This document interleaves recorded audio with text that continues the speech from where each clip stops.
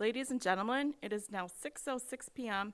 and a quorum of members is present, so the meeting of the Board of Education of the School District of New Berlin is called to order. Please call the roll. Mr. Helmer. Present. Mr. Kurth. Here. Ms. Manley. Here. Ms. Schulz. Here. Ms. Unger. Here. Ms. Wonderchek.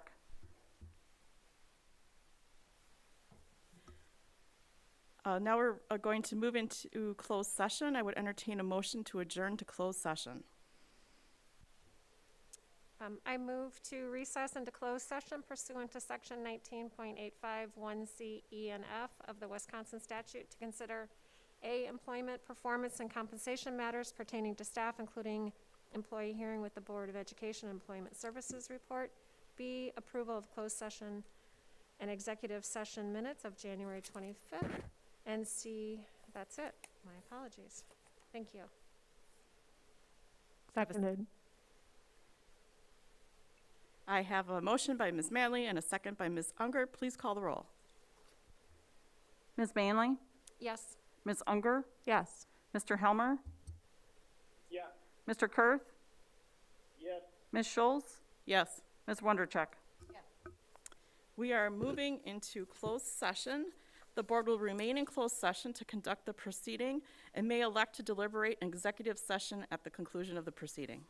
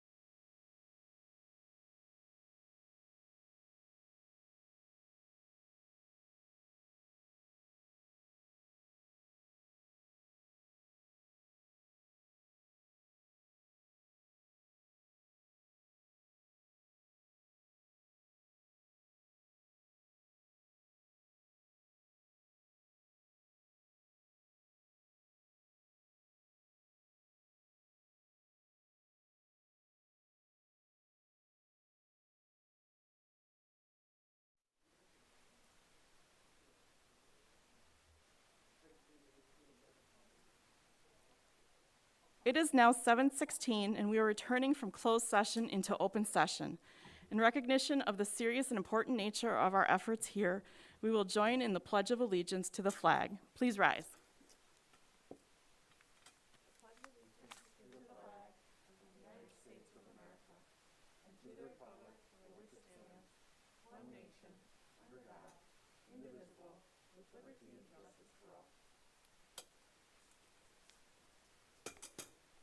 And now, for those who wish to prepare for the meeting, we will have a moment of silence.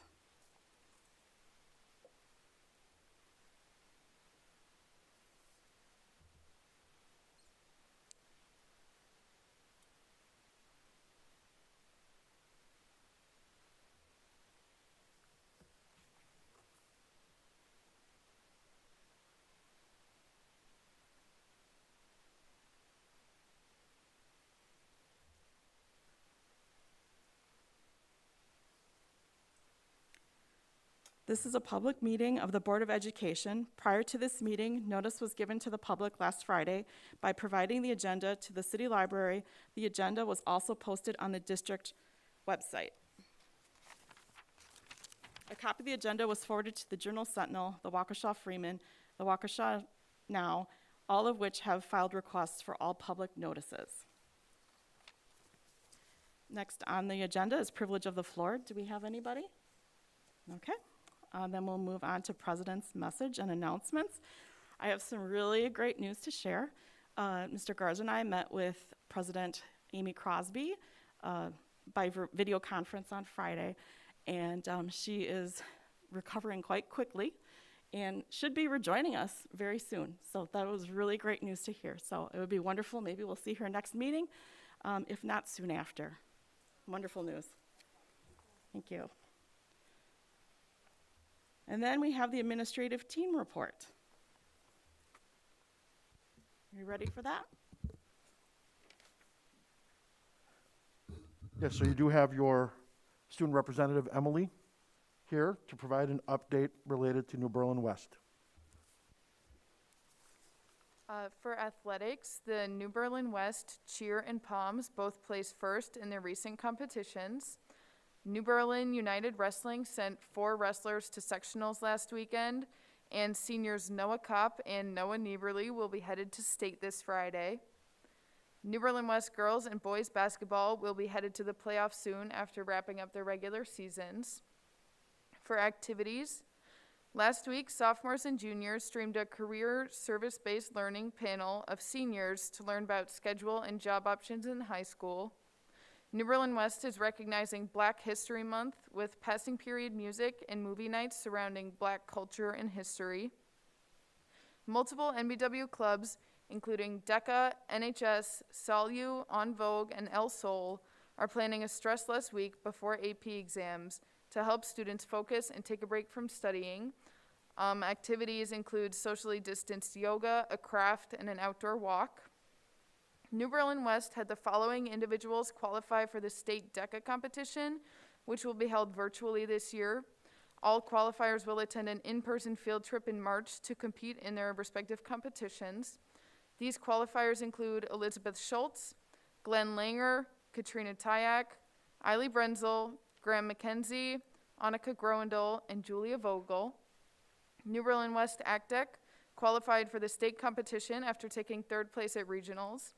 The team netted over 20 different medals at the regional competition, and it's preparing for state.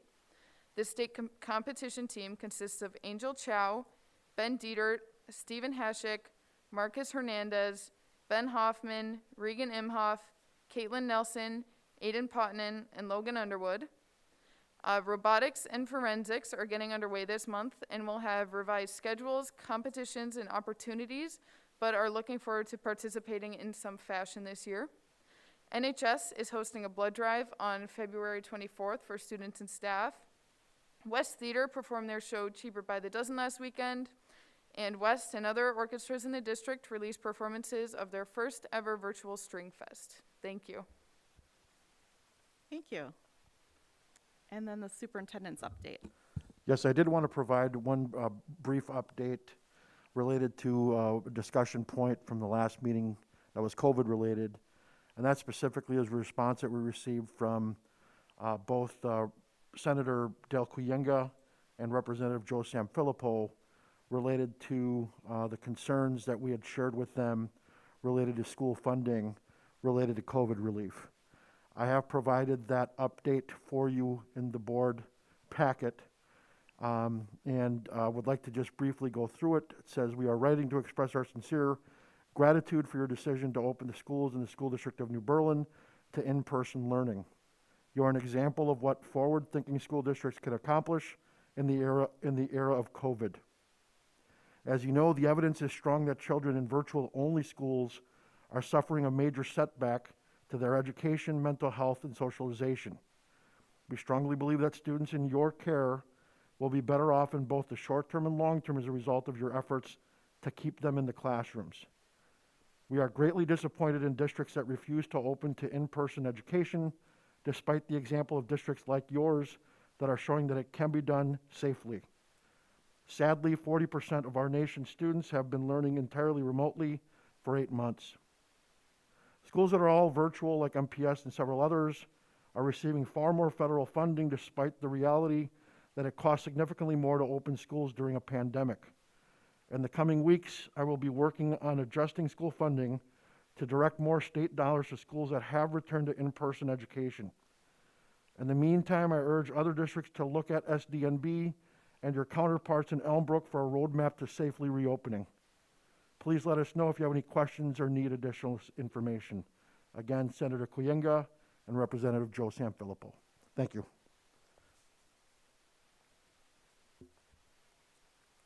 And the next item on the agenda is the consent agenda.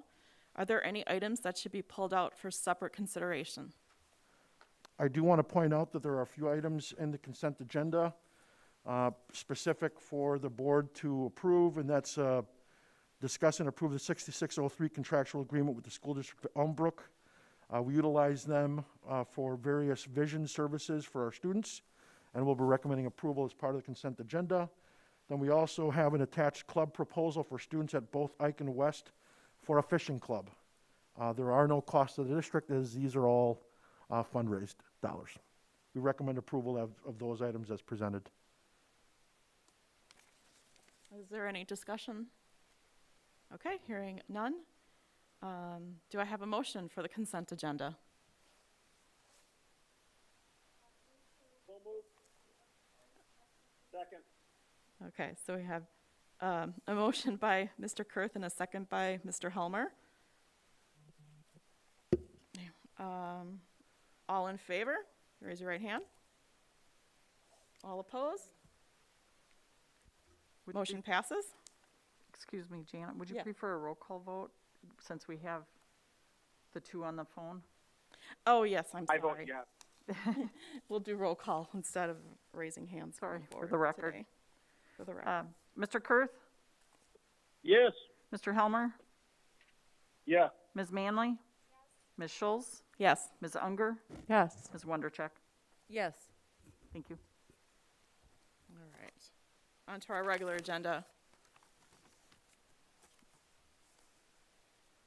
First up on the regular agenda is discuss approve audited financial statements for previous fiscal year ended June 30th.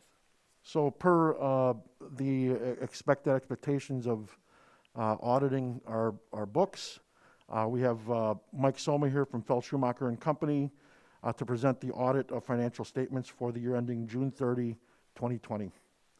Come on up, Mike.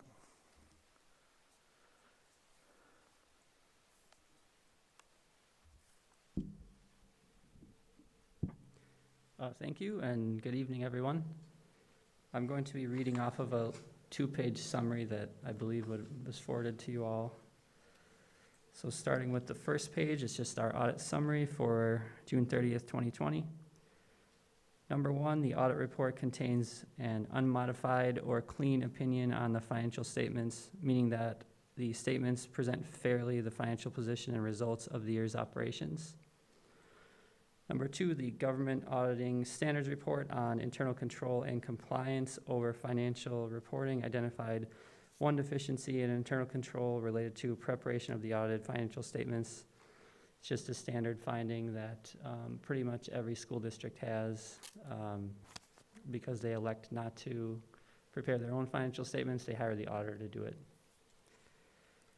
Number 3, the single audit report on internal control and compliance over major federal and state programs contains an unmodified opinion and did not identify any deficiencies in internal control.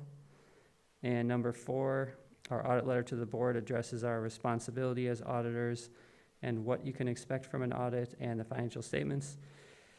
It states that there were no disagreements with management and we had no difficulties in performing this year's audit.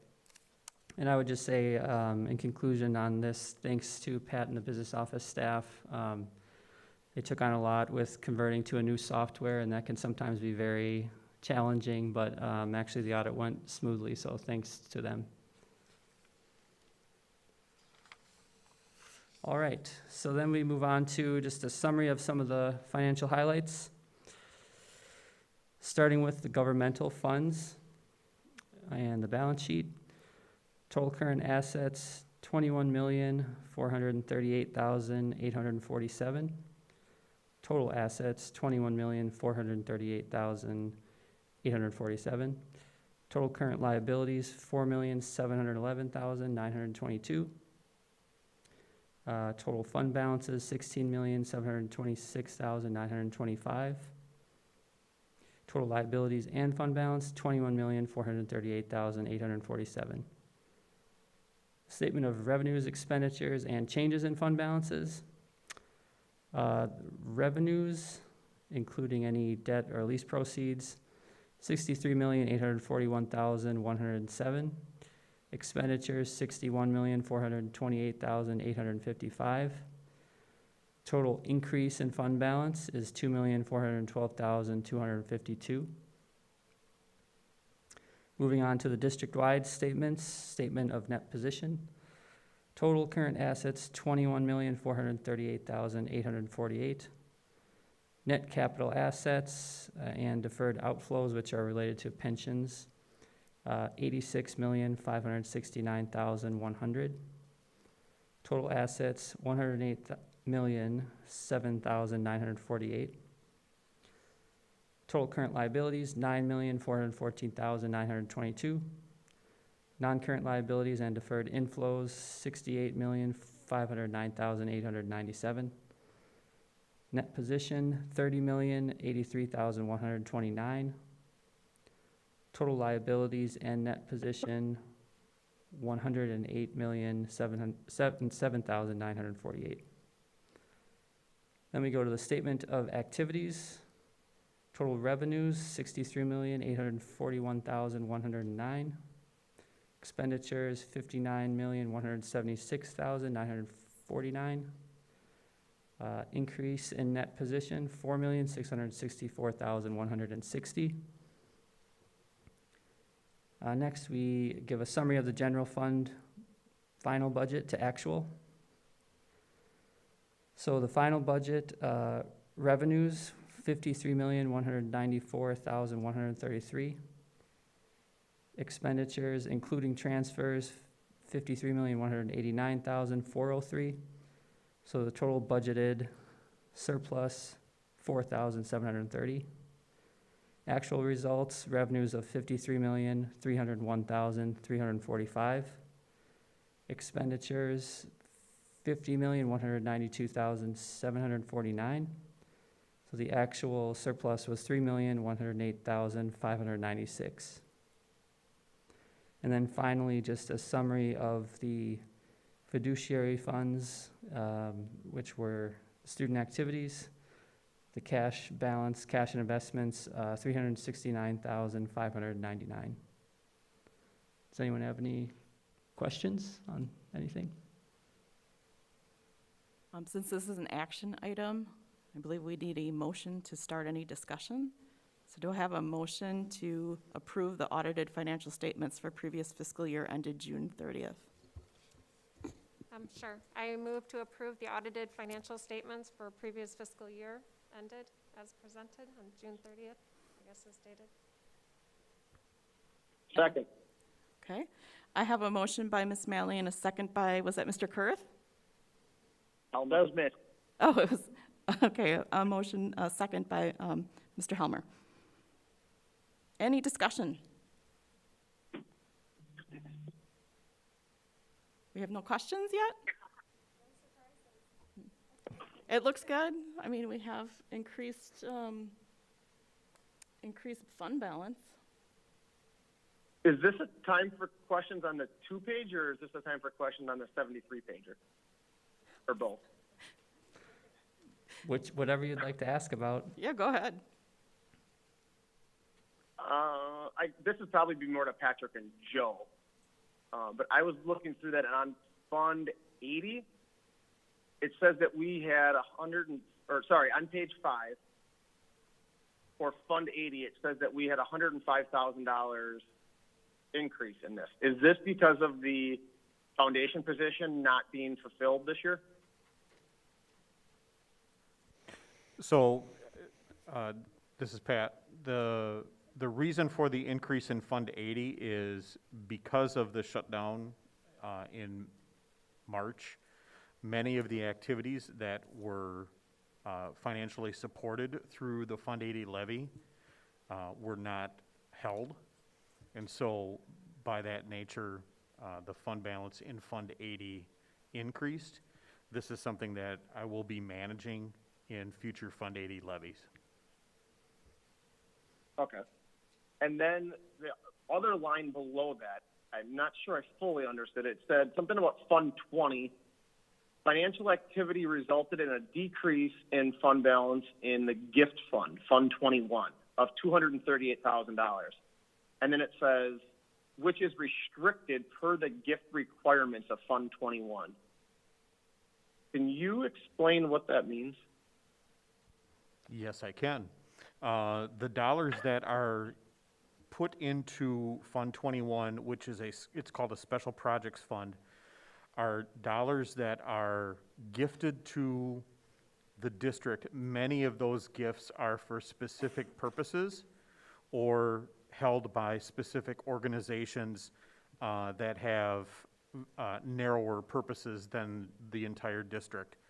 And so it's not uncommon that a district would, from time to time, have more expenditures in Fund 21 than they have revenues, because the only revenues we really get from Fund 21 are through gifts and donations. And we may get a number of gifts in a single year that are intended for those gifts to be spent over time. And so there's really, this is what happens in the Special Projects Fund. Okay, so there's no issue with it, because it made it sound like it says which is restricted for, so we don't have an issue with that account then? No, the reason it's restricted is because it's a gift fund. Okay. Gotcha. And then on the budget surplus of $3.1 million, I know we've been talking about a surplus, but that's even larger than what we've been projecting, correct? About Can you walk half us of through that, sum of where that comes from, or if that some of that is going to be for other costs in the future? Or? correct. This actually was similar to, or this was close to the fund balance that I was anticipating before the end of the year. Approximately half of this was for COVID-related reductions in expenditures. And we also had significant savings, for example, in our health claim costs, because we are a self-funded insurance or self-funded district. We budget what we anticipate for health claims in a current year. And beginning the middle of March, people really stopped going to the doctor for the remainder of the year.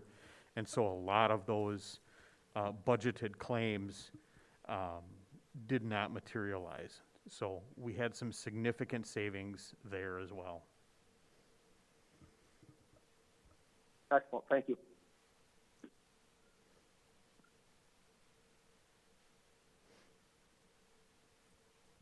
Any other questions? Thank you, Mike. All right, thanks, everyone. Yep, thank you. Then can I have a motion? Oh, wait, we already made the motion, so let's take our vote now. Could you call the roll? Sure. Ms. Manley?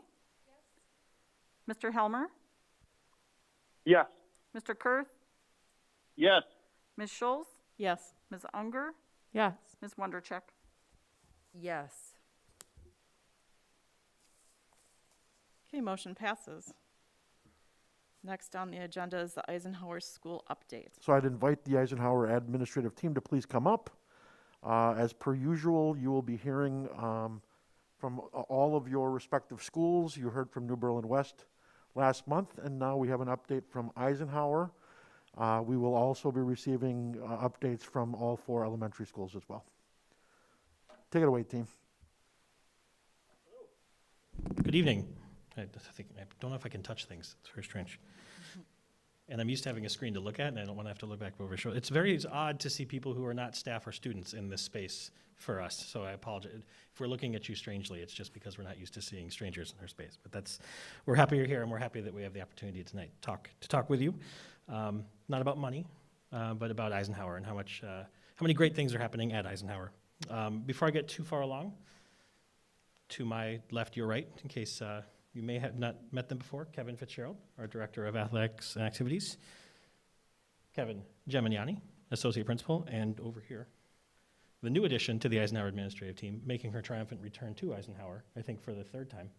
Second time. Third time to the district, Christine Springer, our new Associate Principal. And these 3 behind me, in spite of all the things, not in spite of, all the things you're going to hear this evening have been doing a tremendous amount of outstanding work, and I want you to hear from me. The school and the teachers and the students wouldn't be standing on the very strong legs that we are standing on if it weren't for the collective work of those 3 behind me. They're outstanding at their jobs and at what they do. So I want them to hear that from me publicly as well. So thanks to our friends from New Berlin West, who I think shared with you a lot of the changes that we've had to make structurally within the school. They did a great job, and so we didn't want to repeat that. We thought it was important to carry a different theme for you, which is how are we able to maintain all those successes that we've become accustomed to selfishly at Eisenhower, but also I think Eisenhower is a microcosm of our district in general. So although we're going to speak about Eisenhower, I think a lot of the things and the themes we're going to speak about echo through New Berlin West for sure, and also our elementary schools too. All of our work, I have to make sure the slides move. Of course, all of our work is grounded in the mission and vision of the district and the goals that we have as a district, which I know you're familiar with. This year does look and feel very different, and that's okay. But I'm very confident that we're providing what students need. And what I know that our students need, because they've told us, they've told our teachers, and they remind us daily, is that they need a place where they can go and they can learn from people they trust, and they can learn from their colleagues and their peers. And I'm very proud to work in New Berlin, and very proud to work at Eisenhower, where we are providing that. And I want to publicly thank the board and the district administration as well for giving us that opportunity, because it was a calculated gamble, I think, that we made. And I think it's paying off. I won't go so far as to say it's perfect. It never is when you work in a school, but we're getting closer to perfection every day, and that's our ongoing work. So thank you to everybody who had a hand in helping us provide this opportunity to our students. Our own personal goals in the building, our building's goals, not our personal goals, are aligned to the district goals. We have one that's primarily academic and literacy based. And I stand here again this year and say, how do we take a great school and make it greater? That's the benefit and the curse of working at Eisenhower and working in New Berlin. How do you take a school that's already as great as it is and continue to push that bar forward? We think it's through helping our students become better readers, more literate in terms of how they interact with the things they see in classes. Our second goal, and the way we measure our success, has to do with their social and emotional learning and their collective wellness. Success means different things to different students, and this year has made that more evident than ever. So one of our goals is, sorry, my text messages are buzzing. We have to define what that success means for individual students. And we do that through CCR, we do that through all of our work with our counselors and our planning and our academics as well. And our final goal, especially this year, is one centered in communication. More than anything this year, We know the importance of communicating clearly, effectively, and timely with the information that parents and families and students and staff need to know. And when we began this year, our guiding question, apologize for reading a slide to you, really was, how do we safely, equitably, and functionally do something we've never done before? Because that was the task that was put before us. Go do something you've never done before, teachers and students and faculty, administration. And maintain those high levels that we've all come to expect and demand, to be quite honest, from ourselves and from our school and from our students. So, before we get too far, I will say one of our early successes and ongoing successes on that board is that through our contact tracing, we've determined that there has not been a single instance of student-to-student COVID transmission that's taken place during school at New Berlin Eisenhower. And that's something that we're very proud of, in large parts because of the safety and precautions we put into place, which have been spearheaded by Mr. Gemignani. So Mr. Gemignani, would you like to step up? Just one note on that slide. Of course, Ms. Jessie can't give you 100% certainty on that one, but at the end of the first semester, she felt very, very confident in that. I would echo those sentiments, and I think the letter that Mr. Garza read to start off really kind of reinforces the hard work we've been doing. I mean, it was challenging. We spent a lot of time over the summer going over the protocols, kind of going from scratch. All right, help me out. It is? I have to go all the way that way? Like over my shoulder? There we go. Okay, sorry about that. So we spent a lot of time in the summer. I was a member of the subcommittee for safety, along with Mr. Fesemeyer from West, Ms. Jessie, Ms. Jensen, Mr. Castolny, Mr. Stefanson. And the signs that you see there, the signs that you see all over the building, similar versions at West, is really how we've kind of laid this out. We did do the hybrid start. One of the reasons we did the hybrid start so the students could get used to this new environment, one-way hallways, one-way staircases, wearing masks. You're sitting at the tables that also double as lunch tables. You can see how does one take a mask off safely? How does one put one back on? There are also placemats, so the students know where to sit. But a lot of the work that was done over the summer came out very well. And again, it leads back to the letter that Mr. Garza read, the slide that we have from Ms. Jessie.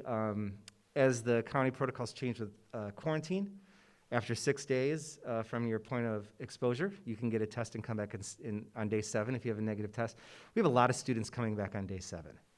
And I think that is a testament to the community as a whole, both the staff and students in the building, as well as the parents and families. They don't like it, but they know it's the way that we're staying open. And that's been the message from the beginning. Stay safe, stay open. And we are living proof of that. I also want to say all the signs you see, Mike Princeton. He's our daytime custodian. He probably spent the majority of the month of August with the visual campaign, making sure it was where it needed to be. Jake Hernandez too, of course, but Mike really was the muscle behind all of the visual signs that you see in the building. So it's working. The visual part of the day, as you saw on the slide, parent-teacher conference still took place. IEP meetings still happen. 504 meetings still happen. Collaborative time, they all still happen. Business as usual when it comes to that. With the IEPs, real quick, a number of students have found the IEP meetings virtually a warmer place. They are not so intimidated to sit around the table, as one example. So there is some side products of the virtual environment for our students that makes their experience here even more supportive. They feel more welcome. They feel more understood. And that's just one example.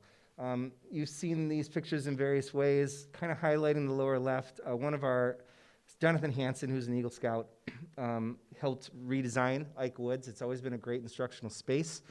But we've improved that. More teachers outside of our environmental science and our science department are using that space, weather permitting. The courtyard out in front, which many of you have come in for the meetings, the back patio space, PE teachers being outside longer, running units outside. They're also doing the same units inside as well, but we've kind of rediscovered and identified new instructional spaces. As Mr. Buckley said, this place is full of students all the time, and not just for lunch. I got an email from Ms. Moss today asking if I can find a spot for open campus kids staying, because on B days during 4th period, she has 3 classes all waiting to come in here and work with her on various things. Not just the English department anymore either. The math department is using this space as well. So every spot that we can use in this building, we are using for instruction. Before I turn it over to, excuse me, to Ms. Springer, the one thing I did want to say is the students really are happy to be here. They will fight us on the masks. We will have them to cover their noses every day, all day, but it's working. We're very happy to be here. We got through the first semester. we are open, and all 6 buildings are doing great things with these safety protocols. So, Ms. Springer.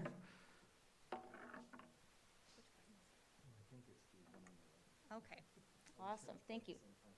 So going off of what he said about our students being happy to be here, one of our big focuses this year is social emotional learning, which in the past we did during advisory time. We don't have advisory this year because we don't have flex. So we have other ways in which we are doing it.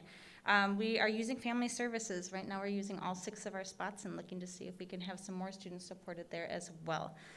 We also have a social emotional learning curriculum that remains in 2 of our classes, in our C2 career and communication course, that's for our 7th graders, and our health class as well.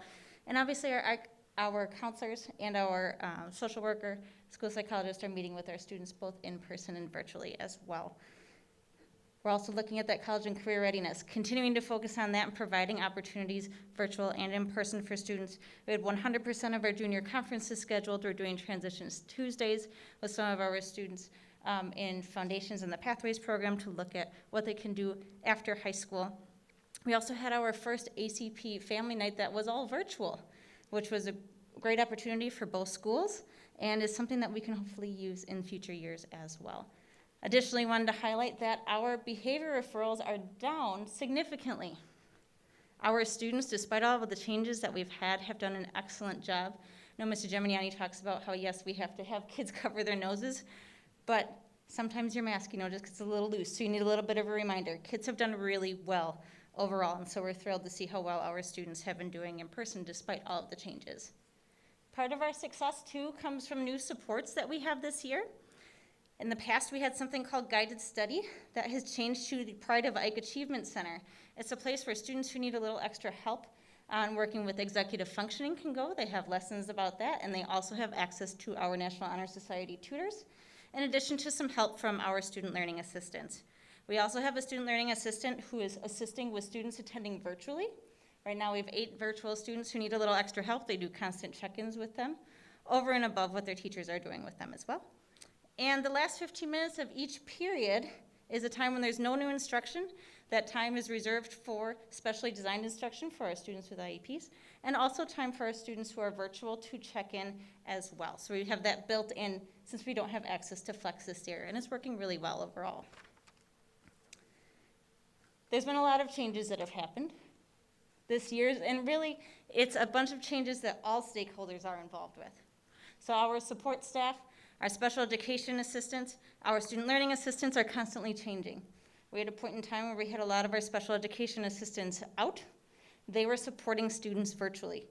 They didn't want to just sit home and not be able to work. They were constantly supporting students, and they're constantly going back and forth between virtual and in person. They're also assisting with the organization of drop-off and pickup of materials for virtual students. Since we have so many students who've had to go back and forth for different reasons, there's always new materials to pick up, and then there's new materials to bring back as well, particularly with our art classes, who there's constantly seems to be a stream of running materials, and they're assisting with that. Our students are doing a great job with that virtual collaboration, and they've done an awesome job of understanding how to use Canvas as well. There were some bumps in the beginning, but they've really figured it out, and have helped their teachers as well as they figured out new things. They're really working together. They're also doing something different for lunch. They're using their lunch surveys to help us figure out where exactly they're sitting. They need some gentle reminders for that once in a while, but overall they're doing pretty well, using the lunch survey to make sure we know exactly where they're sitting. And they also are socializing while staying physically distanced. And they remind one another as well to stay physically distanced if they kind of forget once in a while, which is great. And our teachers, they're doing awesome with the new online learning system. Yes, it took a little bit of time, but they've made that transition from PowerSchool to Canvas, and it's working extremely well for them. They're simultaneously teaching the in-person and virtual students, and they're constantly looking at how to make their practices better and doing a lot of collaboration virtually in order to do that. We also wanted to take a look at our students. We've had many students who have attended both virtually and in person, so I talked to a few who have done both for a long amount of time in both realms. For different reasons, and they talked about how there's benefits and challenges to both. Big benefit of in-person is they can collaborate. Yes, it's distance collaboration, but they can collaborate seeing one another. They have more hands-on opportunities. They do have that human contact and connection and have more access to staff and peers that's immediate. But the challenge, most of that learning is still online, just because of the lack of movement. The 90-minute class periods can be a bit long for some students. And adjustments to accommodate those safety protocols, they've gotten much better at it, but that can propose a challenge. Virtual, there's a little bit more freedom to structure their lives a bit with the schedule that they have, not only for school, but their personal lives as well. And they can minimize distractions depending on where they're sitting within their homes. Some of the challenges, reaching out for assistance. Sometimes that 15 minutes at the end of class just isn't enough for them to reach out. And sometimes there's tech issues too that they can't always fix right away. And then two, they have that more responsibility to stay on task. So both of them present some positive aspects and some challenges, but it's been great that students are able to continue learning whether they're here or at home. Oh, my slide? Go ahead. There we go. We also asked those same questions of teachers. What's gone well? What's been a challenge? And I'm sorry that the font is so small. So I didn't realize the screens would be that far away. Teachers' thoughts on the semester so far, when we asked them, just a few snippets that we've gathered from them. The positives, they've actually, I don't want to use the word enjoyed, but they see the benefit of the conversion of all of their materials to the digital means, to working on Canvas, and the benefits of that in the long run. So while none of them will shy away from saying it's a tremendous amount of work, and it has been a tremendous amount of individual work for individual teachers and teams of teachers as they've been going through this, they do recognize and see the value in the long range of that and how that can help them moving forward, even well past mask wearing and socially distant times in their schools. They've expressed joy at finding new ways to engage students who are not in person. They love to share their strategies, and you'll often walk in and hear conversations with teachers about, I tried this, I tried that, and they love sharing that and finding new ways to connect. And they do enjoy the means to find new ways of trying to instruct as well. They will express that the balance between keeping one foot in the virtual world and one foot in the physical world while trying to instruct has been a challenge. And those strategies are ever evolving, and they're continuing to try and get better at it. They also say it's a little bit of a challenge with the amount of work sometimes to keep that balance between their personal life and their professional life, because it's very easy sometimes to get absorbed into getting those materials ready digitally for that next class or that next day or that next unit. And there are some students where we don't like to admit that don't like to necessarily engage from a distance. So they struggle sometimes with those students who aren't quite yet ready to jump into the lessons and jump into the engagement part. They also will tell you that they've appreciated the amount of time that they've been given outside of instructional class time, those additional days we've taken at semester, where they have dug in with their colleagues and dug in with the amount of work they've have to do to prepare to best instruct students, and they appreciate that. And the number of resources that they've been provided from our tech department, from our teaching and learning departments at our district office has been incredible. And so I know if given the opportunity, they would all thank the board and those departments for that help. So there's no doubt that the last semester has been the greatest challenge I think that we've ever faced as instructors. Everything that needs to be done on a daily basis to get students to learn is a mountain to climb. And I've said before, if you want something overhauled and done correctly, give it over to a bunch of teachers, and they'll get it done, and they'll get it done well. And at Eisenhower, and I think in the district in general, that very much rings true. The semester has really tested our mettle and our character, but I do think it's been tremendously worth the effort that we've put in. So again, I want to say thanks. We continue to find successes. And I'm going to let Ms. Springer come back and talk about those. I think if there's one thing we've learned is that our students are resilient, but so are our staff. Our staff are resilient, lifelong learners. They're always trying something new. What you have on the top right there is something called Ike Teacher Tech Hacks. After about 3 weeks, teachers realized that everybody knew a tiny bit about Canvas. And they thought if we work collectively and put all of our ideas together, then maybe we can all know a little bit more about it. And so we had some sessions where teachers volunteered to lead some of the things that they had discovered about Canvas, and then they put it together in a Teacher Hacks document that continues to be updated, so they're sharing knowledge, and then share their knowledge with their peers across town as well when they come up with some new ideas.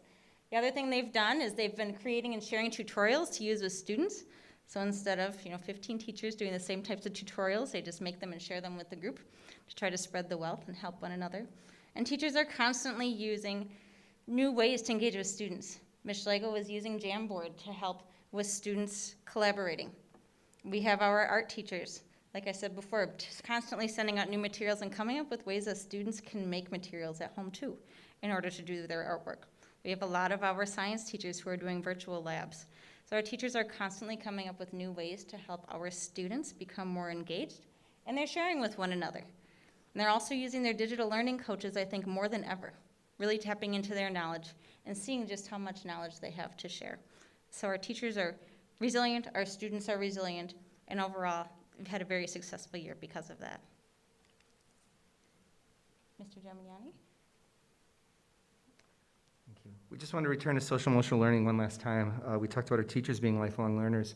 Ms. Springer had said before that advisory is our primary vehicle for social emotional learning, and while it's mostly for the students, our teachers do a lot of learning as they do those units with their students.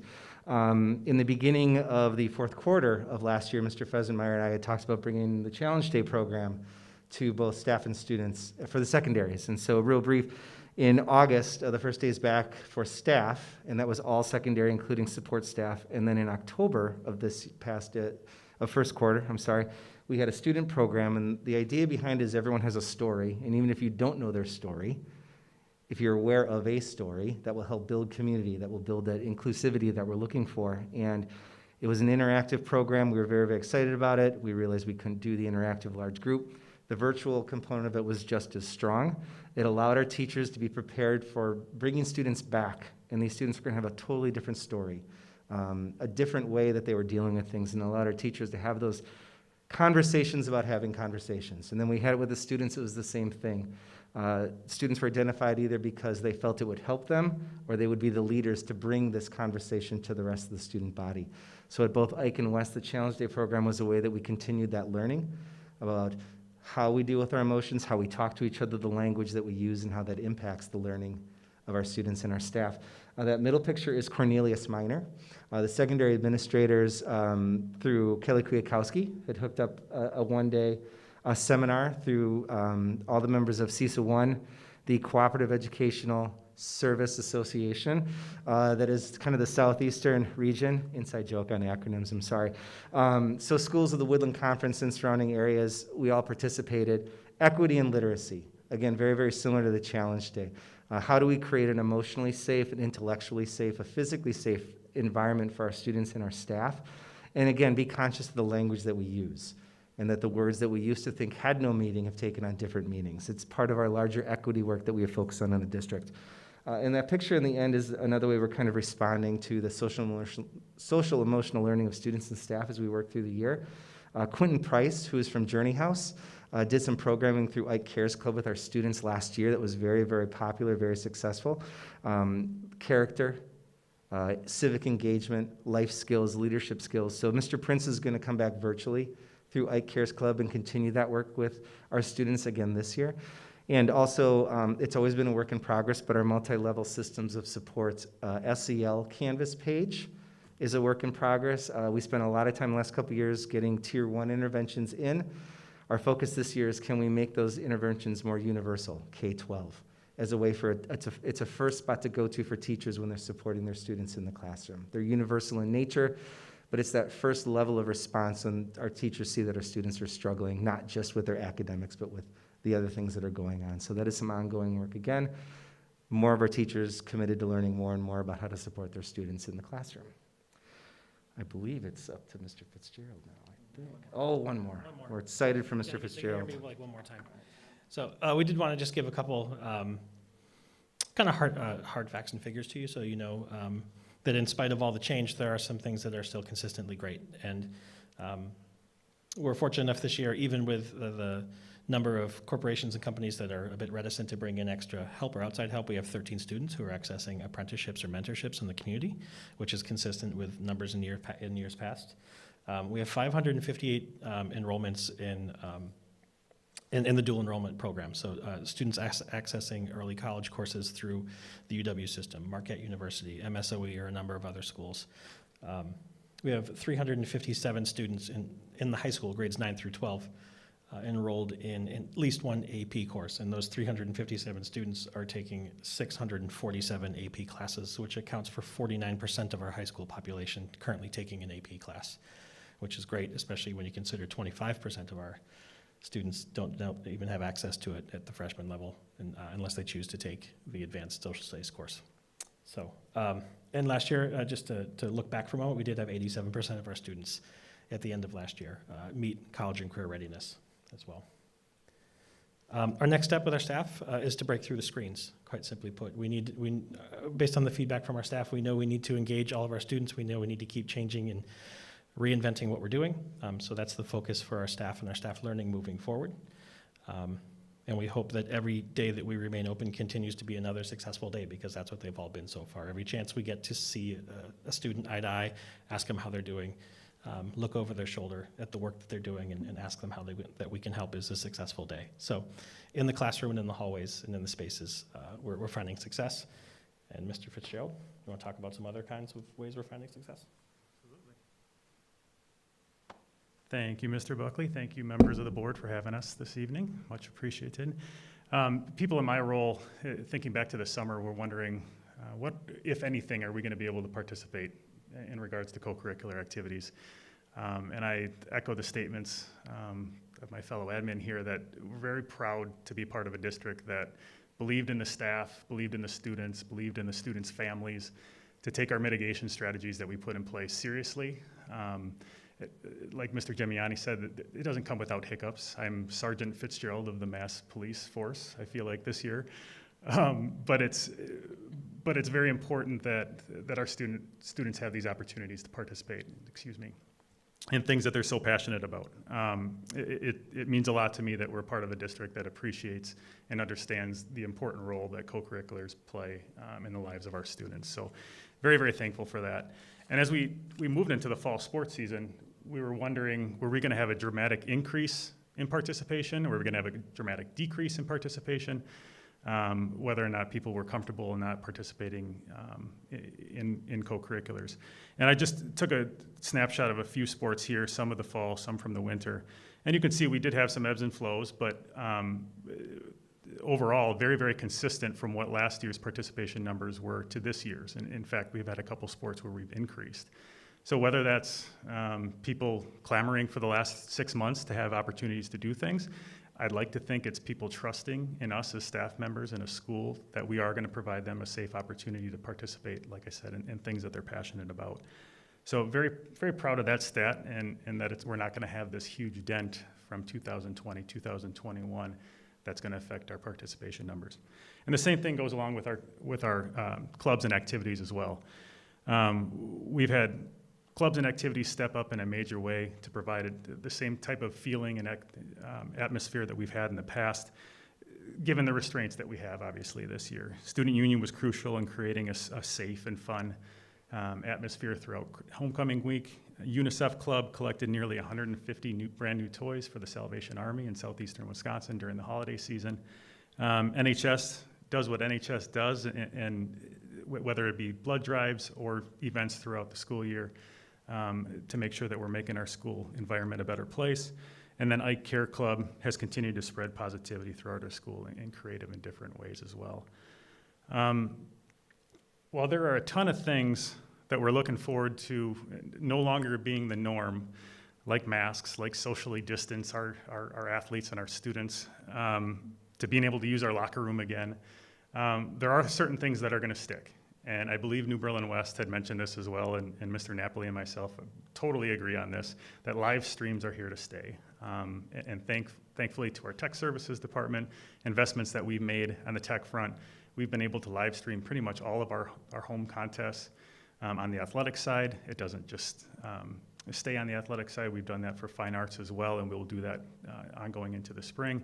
And it's something that we'll do for awards ceremonies, we'll obviously do for graduation going forward, but it's something that's for sure here to stay, and it's kind of neat to hear the stories of an aunt and uncle in Arizona, or a grandma and a grandfather unable to ever watch their grandchildren play, but now able to catch absolutely every single game that there is. So that's for sure here to stay. I'd be remiss if I didn't have the opportunity to highlight some of our successes that we've had so far this year. Girls golf won their second conference championship in a row.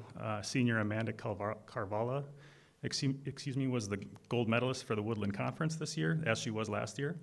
Boys volleyball, the 7th conference championship in 8 years. Girls swim and dive had 5 student athletes qualify for the state championships. Girls tennis had their 6th straight conference championship. Boys soccer had their first conference championship since 1997, which is pretty exciting.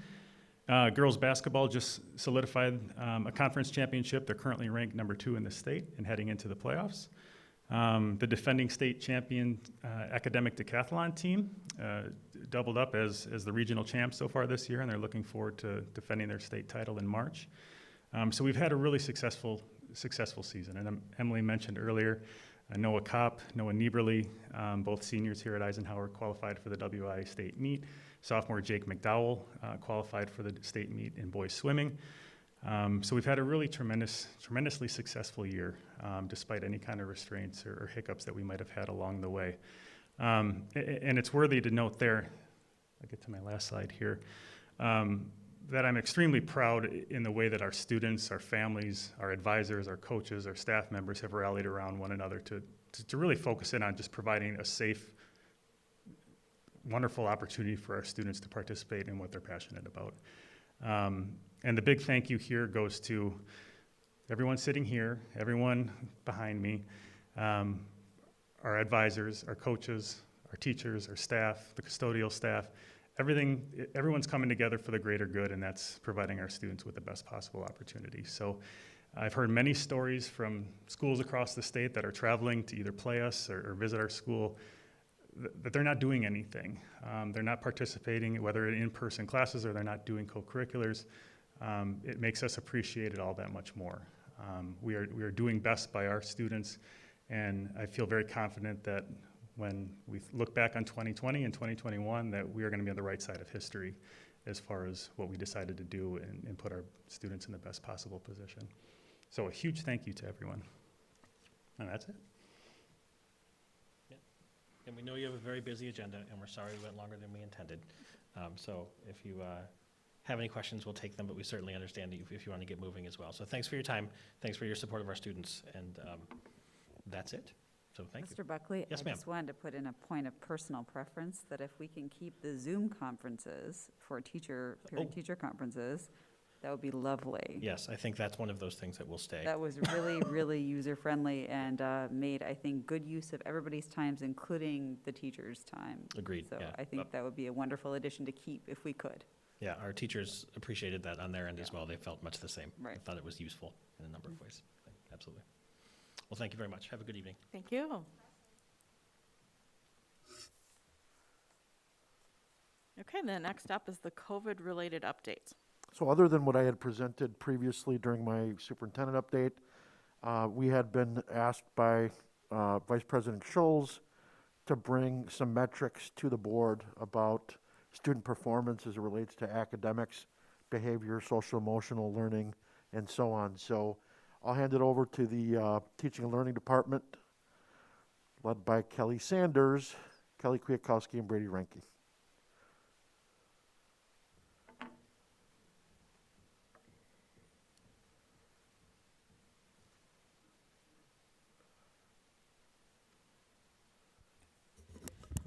Okay, thank you very much. We do have a lot of data that's in the PowerPoint for you tonight. We kind of wanted to give you as big of a picture as possible. We may not drill down into every single, data point for you, but as we're going through, if you have questions, kind of jot them down and we'll kind of get back to you guys. And if there's something that we didn't share that you want, we are more than welcome or more than able to find that for you. So a couple of things that I just wanted to talk to you about. Our objectives tonight is kind of to share where we are now related to where we have been. We actually did like a 2 to 3 year look back, just so that you could have some correlation between where our students are now and where they used to be. We want to share some of our areas of celebration, a couple of areas of growth for us, and then some strategies that we're using to mitigate any academic emotional, social, and our behavioral deficits. Sorry, I'm getting used to all of this, so I apologize. So I really want to start out with some celebrations. I mean, I think Eisenhower shared this, West has shared this with you. I mean, we have been blessed this year to be able to do what we have been able to do. I mean, truly, we have not closed a building, we have not closed the district. And we are very proud of that. Our teachers, administrators, and support staff have done a phenomenal job of sustaining our high rigor and sort of our expecting excellence from everything that we do. Also, we've been really intentional about engaging all of our families, our students, and addressing specific areas of need as issues have arisen. And our board, I would be remiss to not thank you, has allowed some additional professional learning days, and I cannot tell you, our staff, every time we're out, it's been like, thank you, thank you, thank you. Please share with the board how grateful we are. Our current breakdown of face-to-face versus virtual, we have 77.5% of our students are face-to-face and 22.5% are virtual. We also, at the secondary level, it's about a 74-26 breakdown, 26% breakdown. And at the elementary level, we are sitting around 81% and 19%. We had more elementary students that came back to us, which we had shared previously. A couple of data comparisons that I just want to share with you quickly, and then I'll turn it over to Brady and Kelly. If you look at our numbers of students with IEPs, this was something that we really wanted to do a look back on. You can see from 18-19 to 2021 that we're holding pretty steady in our percentages across the board. We haven't seen any drastic increases or decreases in that area. And then also we wanted to look at those initial evaluations. How many initial evaluations for IEPs have we had? And it goes anywhere from 62 in 18-19 to 40 as of February 1st. Now, some people think, oh my gosh, then we're gonna, that's only half of the year. This is usually, we will have some more, but we feel like we're gonna be right into the same number that we have had previously. If you just look at our discipline data, our total infractions by level, you can see where we were in 2018-19 at the elementary and secondary. Right away when we looked at this, we were like, oh, what happened in 2019, 2020? We did some great things, and then we were like, oh, we weren't in school fourth quarter. So that was sort of, that piece of data. But you can see that our discipline data is down, and our students are just doing a fantastic job with just, understanding that we all need to work together with this. We also track our mental health data over time. You can see first quarter, we started doing this last year. As you know, we got the mental health grant where we got $52,000 each year, last year and this year. Part of that is so that we could have family services, which is a mental health provider, provide services on site for secondary and elementary. So we've been tracking this data, and you can see from last year to this year where we are with that from elementary and secondary. We did ask for some anecdotal information from our counselors and our psychs. Some of the things that they're seeing this year that's just a little bit different is we do have some social anxiety that's increased because of the pandemic. A lot of family issues have probably arisen a little bit more just because of maybe some issues at home and other things that are happening.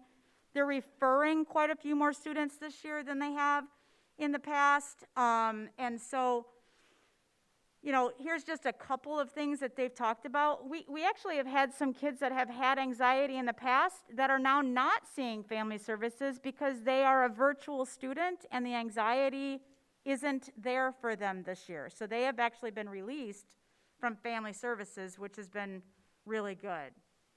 Just as a reminder, we have a lot of resources for our families on our own website. I know Mr. Gimignani mentioned our sort of multi-leveled systems of support. We have a lot of things there for our families around social emotional issues and how they can actually support their children at home. So we'll keep pushing that out to our families. as well. If you look at our attendance is great. We're pretty proud of our attendance. And so that is there. We're seeing good attendance rates. And then real quickly, just some of the similarities and differences for 2021. Some similarities are our grading practices are the same. We have said that we're going to keep the rigor with our grading practices. We shifted a little bit fourth quarter last year, but we decided to keep grading practices the same. Student work completion, I've checked with Kelly and Brady and our principals, and our student work completion is high. Our student support team discussions and decision processes in each of our buildings is going exactly the way that it's supposed to. We're increasing and keeping our academic rigor, and we're also continuing to focus on our student overall health and well-being. I will say a couple of differences which you're already aware of. Our secondary schedule is different. We are not running flex and or advisory at the secondary level right now, which means that, you know, we're missing out a little bit on academic and career planning at the secondary level, but Kelly has worked with the principals and we found some unique ways of kind of getting some of that to continue this year. And then lastly, students are learning in two different environments, and that sometimes, you know, creates, you know, challenges, but they're not challenges that we can't overcome. So I'm going to turn it over to Brady, who's going to share some of the elementary data related to academics.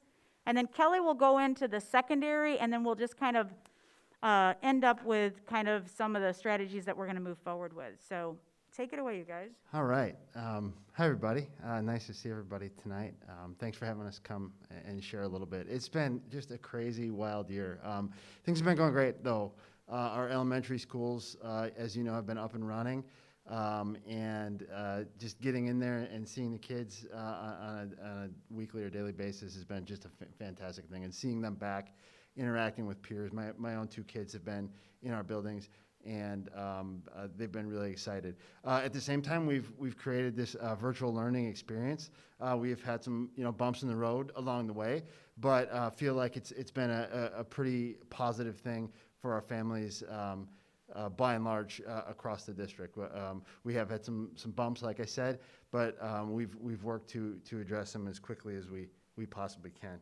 I'm going to just share a quick data picture of what's going on, or what's been going on. But before I do that, I just want to say a couple updates. Obviously, last year in the fall, we had no state assessments, so we don't have any of that data to report to you. There's also no school report cards for this year. As you know, we've grown accustomed to having those.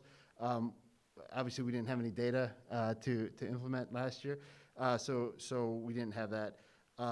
At the same time, we do, as of now, the forward exam is going to go on for this year. We're in the midst of planning for that. Which is going to be kind of an interesting process, especially for our virtual kids, but that's something we'll work at. It's another one of those roadblocks, like I talked about. So let's talk a little bit about some data pieces. One of the interesting things about the MAP assessment that we give 3 times a year is they have a pretty good database where they can project students' performance or projected performance. And each year we can kind of watch like kids' projected performance. They'll take assessment at the beginning of the year, and then we'll get, well, this is where kids that scored here at the beginning of the year will typically score at the end of the year. Now, keep in mind that it's all based on statistical formulas. So nationally, about 50% of the kids meet their growth expectations. Well, what we found at the last year, and as you know, we closed our doors and we had virtual learning last year, that during the 2021 school year, only about 50% of our kids met their fall-to-fall growth proficiency for reading. Again, 50% is statistically okay, but as you can see in this graph, we've typically been a bit higher. It was a little bit more evident to us in math. Last year, only about 36% of our kids met their fall-to-fall learning expectation, or their growth expectations. Keep in mind, though, that a big chunk of those kids were scoring at the higher end of our continuum, and so they were probably achieving, based on some grade data and things like that, our grade level data, but maybe during our virtual experience last year, we didn't provide them with the, the higher level learning that maybe we didn't, that we've done in the past to move those kids along. I want to show you one of the data points that we look at a lot when we set goals around is our percentage of kids above the 75th percentile. We feel like the 75th percentile is a really big goal for kids to get to in their MAP scoring. These data points are kind of this year, our fall and our winter data. As you can see, typically we have between 40 and 50% of our kids scoring at or above the 75th percentile. Again, this year's is no different. We've had a few, we're a little bit lower in math this year with our percentage of kids in winter scoring above the 75th percentile, but it's not like out of our typical range, which makes us pretty happy, meaning that we're still, our kids are still learning at a pretty high level. Again, another area that we look at is students below the 25th percentile, the number of kids below the 25th percentile. Again, as you can see, both of our fall and winter assessments this time around, our numbers are pretty much in line typically with what we have. 7, 8, 9% of our kids scoring below that 25th percentile on MAP. So that's, again, though, maybe last year we had not as much growth, we're seeing not a big effect on our overall data for this year so far. Real quick breakdown of our virtual versus our in-person kids. Again, you can see these graphs that they show kids between the 1st and 24th percentile on their MAP, 25th and 49th, 50th and 74th, and then 75th to 99th. As you can see in the winter, our data went down just slightly with the number of kids in that highest percentile. Note that our virtual kids scored pretty highly at the beginning of the year. Now, that can be attributed to one or two things. One, we have maybe some of our most gifted kids are learning virtually, which, we know that we do have some of that. We also know, though, that especially in our primary grades, there may be a little bit more outside influence on the assessments than maybe typically in our classrooms. So, for example, my kids are not taking MAP at home, but on one of the days off at the beginning of the year, my son had this adaptive test, much like MAP, that he had to complete for his Redbird math. My wife texted me, midway through the day, because she was at home with him, and she said, "Did he learn this in first grade?" And it was like comparing fractions and like common denominators and all that kind of stuff. I'm like, "No, what are you talking about?" She's like, "Well, he just kept taking this test, and he kept getting these. Every time he answered a question right, he kept getting it like a little bit harder and a little bit harder and a little bit harder." And I said, "Well, that's what it's supposed to do. You're not supposed to let him like." She's like, "Well, I wasn't telling him the answers, but I was like coaching him." I'm like, "Yeah." So that may have happened again. So some of our students, we saw a lot of kids in our highest percentile for our virtual students, especially in our primary grades. So we do think there may be some of that going on as well at home too. Again, this is our math. Again, we saw pretty consistent with our in-person, with our percentage of kids. We did see some drops at our higher end, or our higher quartiles for our virtual students. Again, it's something we're looking at. We're talking with our virtual teachers. We did know at the beginning of the year, several of our virtual teachers came to us and said, that kid scored really, really well on MAP, and I'm not seeing that in class. So we do know that there may be some disparity there. Just real quick, like I said, we get these growth projections. MAP gives us a fall to winter growth projection. You can see in the left-hand side, this is kind of where we're at typically fall to winter, percentage of kids meeting their growth expectation for the last 3 years. As you might note, we're down a little bit in reading, and pretty well close in math. Again, on the right-hand side, you can see that our in-person versus virtual. Again, it kind of goes back to that. Man, our students that weren't scoring very, or that scored very highly at the beginning of the year on their assessments, that didn't maybe towards the end of the year, either because of some things with their learning, or because maybe they had a lot of help at the beginning of the year and maybe not a lot in the end of the year. Well, they didn't meet their growth expectation, just simply because of that. So again, those are things we're digging into. We have some new data points that we're working through with our teachers with this data. Just a few key findings from that map data. The percent of students in our highest and lowest quartiles has remained relatively consistent over time. This year, more virtual students were in our highest quartiles. The percentage of students meeting their expected growth is slightly below where it has been in the previous 2 years for fall to winter map. A higher percentage of in-person students met their fall to winter expected growth, and then virtual student beginning of the year growth may have been elevated by factors outside of our control.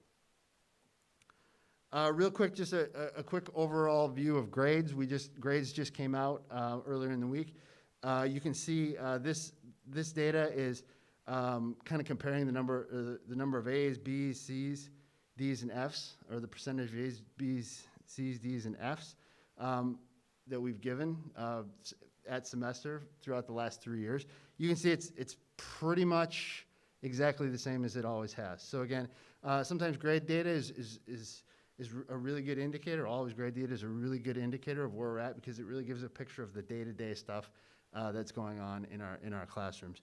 And you can see that it's stayed consistent over the last 3 years. Again, just wanted to show you a little bit about consistency with reading and math data. Relatively consistent. You can see there's some dips in A's and B's, but usually it's where kids aren't getting A's, they're getting B's. Where kids aren't getting B's, they're getting A's. Our C's, D's, and F's in both reading and math have stayed relatively the same over the course of the last 3 years. Real quick breakdown of virtual versus in-person. The blue is our in-person kids. The orange is our virtual kids in both reading and math.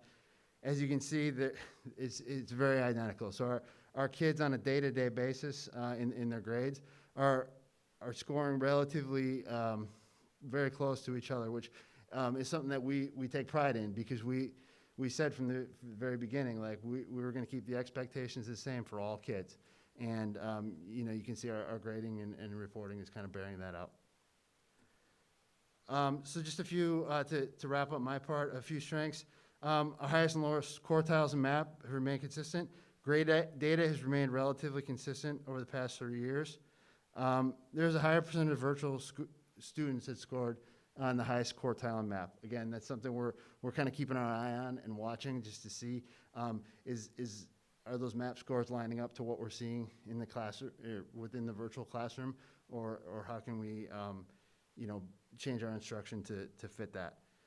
Some challenges we saw, from the very beginning, our fall-to-fall growth, especially in math, was down last year. Again, that was at our most, typically at our students that were scoring at our highest levels. The largest percentage of our students not achieving fall-to-fall growth goals were at our higher performing levels. And then it's difficult to determine how students truly are doing sometimes in our virtual environments. It's just because our teachers, it's difficult to proctor exams sometimes virtually, especially with some of our kids who only have one device at home. We don't have two that the teacher can watch them taking the test on one, and then they have to take the test on one of their devices. And then finally, one of the challenges just overall as a part of all of our jobs, consistency. We see consistency across the board, but that does mean that our growth in a positive direction might be a little bit stagnant as well. And that's not just because of the pandemic this year, but it's like overall, what can we do to continuously improve if we're stagnant across the board?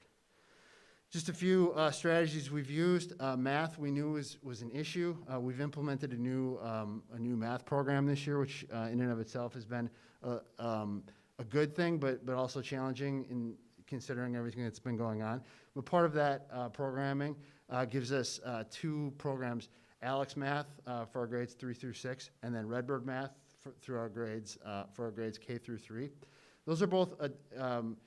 That was what I was mentioning my student with the adaptive test he took at the beginning, where it kind of places them in a learning path, and then they get activities and practice and things like that right at their level that they tested into. So it's a good support system for our kids to grow, if they're behind just a little bit or struggling, or to challenge them as we go on. So we have that universal now.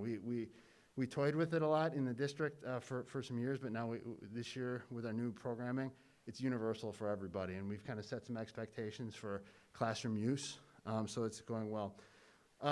Each one of our schools is also increasing our conferring with readers, and conferring with readers is sitting down next to readers, listening to them read, well, not right next to them, obviously, socially distanced, but listening to kids read, and then pinpointing what we need to teach them next, and moving them along.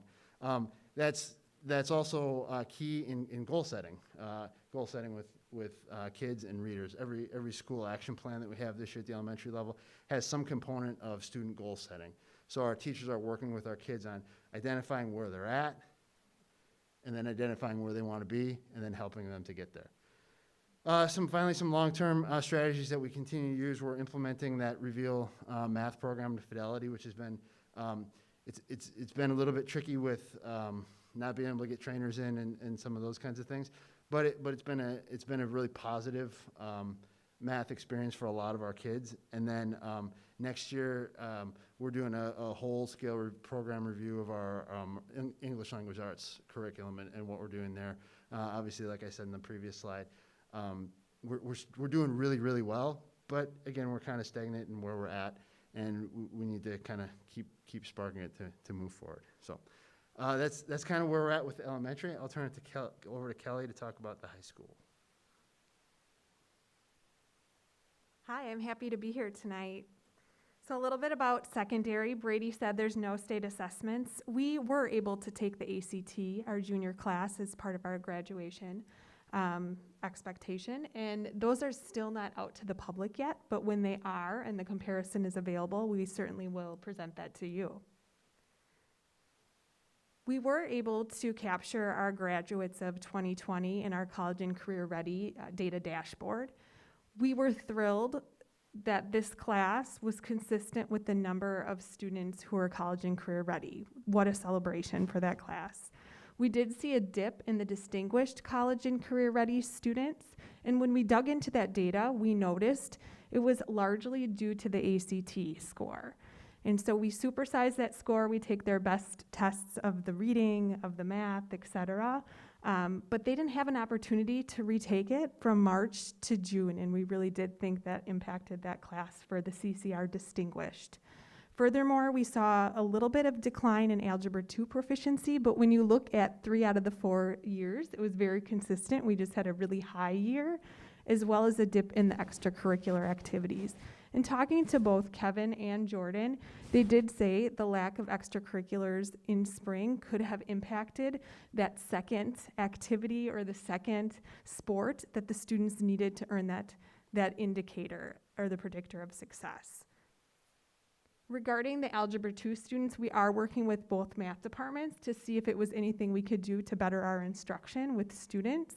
They did indicate that a few years back, we did change our common assessments to be very much standards based on just Algebra 2, where prior to that, they did have some review in algebra and geometry. So I do think that change could have impacted the score. It's something we're watching.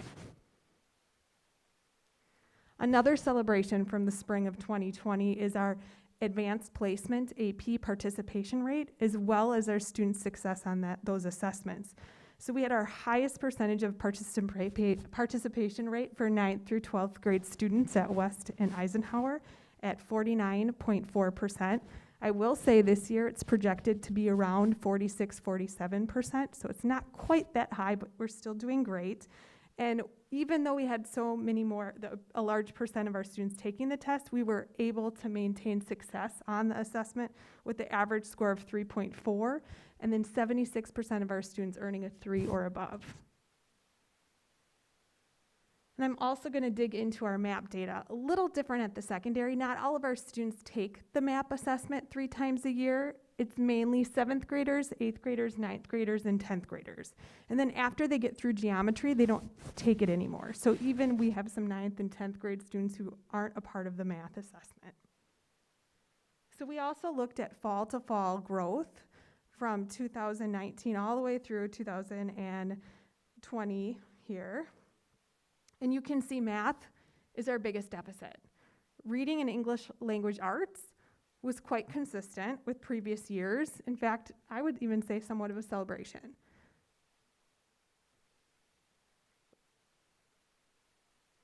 However, when we looked at fall to winter, math wasn't as much of a problem. We were making gains, and that is awesome. I do not think we could have had better foresight to adopt a new math program and put our emphasis again on mathematics. It was great timing by the School District of New Berlin.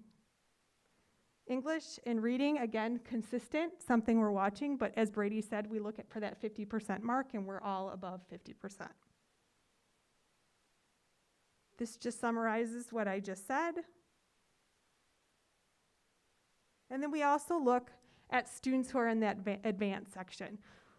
At secondary, that 75 percentile mark is actually correlated with the ACT, 70 to 75%, and meeting that CCR benchmark that the ACT benchmarks in math and reading.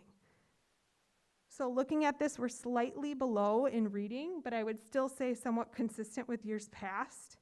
In math, we were definitely below in fall, but we're getting closer to where we need to be for winter. Again, a success. When we look at fall to winter growth, I keep going backwards. Here we go. Okay, so digging into the math data, I think it's important for me to note that even though we saw a decrease in that top tier performance of students, there wasn't that decrease above the 50th percentile. It was a shift in students going from the above the 75th to just slightly below the 75th. And so there wasn't a shift between above and below the 50th percentile. Our biggest deficit was students coming in from 6th to 7th grade. When we looked at the other grade levels performances, it was right on par with what we would expect. So we're really working with our 7th grade teachers and making sure that we're able to see those gains from those students. We are also consistent with our students who are below the 20th percentile. Any other year, I would say, oh my gosh, this isn't good enough. It's still not good enough. We want the number to be 0, but at least we're consistent with the interruption of school last spring. We are below 5 percentile, though, in math. So we haven't been in years, so I would say, again, a success. Again, this just summarizes what I had said. So when we look at our in-person and virtual quartile breakdown, we can see there's not much shifting between in-person fall to in-person winter. There's virtually none when you look at above 50 percentile and below 50th percentile. In virtual, we had the opposite effect as Brady at elementary. Our students performed a little bit lower in fall and then really grew in winter. Now, I do have to state, they're slightly different students. We had some students go virtual, we had some students come back in person. So there was a little bit of movement and variation within the data. When looking at math, the same occurrence happened. In person, almost the same above and below the 50th percentile, and then we saw a shift within our virtual learners. Fall to winter was an increase to the point where they're performing very similarly. Jumping into grades at the secondary level. And families did just receive these grades on Friday, so this is a fresh pull of grades for secondary students. This is a 3-year look back to see how we tend to distribute our grades. We are slightly, very slightly below what we would typically have, and I'm talking 2 to 3% for A's and B's, and a little bit above for D's and F's. With that being said, in prior years, students who have earned D's or F's had had the opportunity, or even C's, to retake that class and improve their grades. Or if they have an F, they might have taken summer school credit recovery courses and gotten a different grade or a passing grade. Our students for semester 1 certainly have not had that opportunity yet, since they just received their grades on Friday. So I do think that that's important to note, that these grades are years out and the students have had the opportunity to improve. For English, we are seeing an uptick in D's and F's and a slight decrease in A's and B's. Not as much in mathematics, but still an uptick. When we compare our virtual and in-person grades, it's slight consistent. It is consistent with a little variation in the A range as well as the F range. And that's something that we're looking at.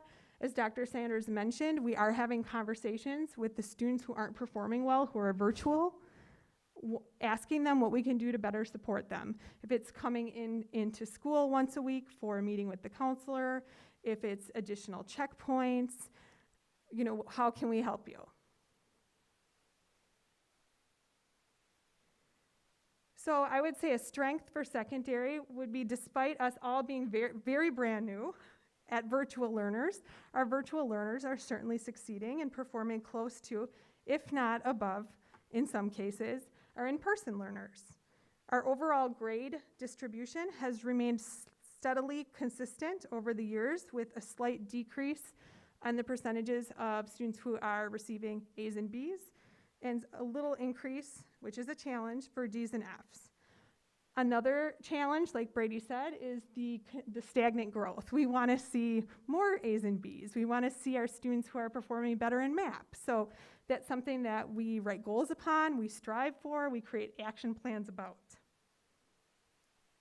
So we do have strategies for improvement that are already being implemented. We also have ALEX at the 7th and 8th grade level for all students.